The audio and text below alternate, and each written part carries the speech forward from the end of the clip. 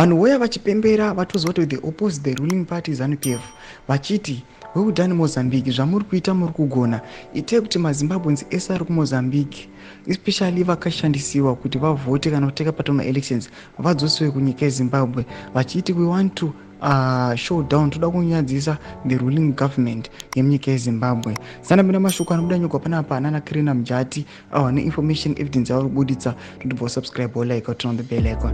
Tipinda pahendo yaKirina Mjati ex-anyora anoposta this video rinoposta nokomene kozwa atiri kuona kupota post pachiblokewa nemacivilians.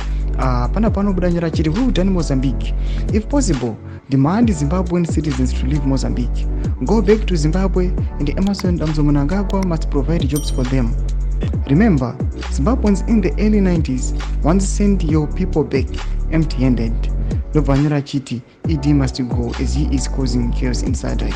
Mashoko anobuda nyogwa panapa nana Kirina Mjati vachiti aiwa zviri kuitwa nokuMozambique, aiwa maprotests avari kuita vari kugona vachiti aiwa dzokai kunyika yeZimbabwe mutange fresh, mutange maelections enyu zvakanaka pasina interference kana involvement yemaZimbabweans. Vachiti imi makatombodzingiwawo mukadzokera musina chamakabata mumaoko, vachiti maZimbabweans ngadzokere, government yeZANU-PF itange kuprovide majobs for you.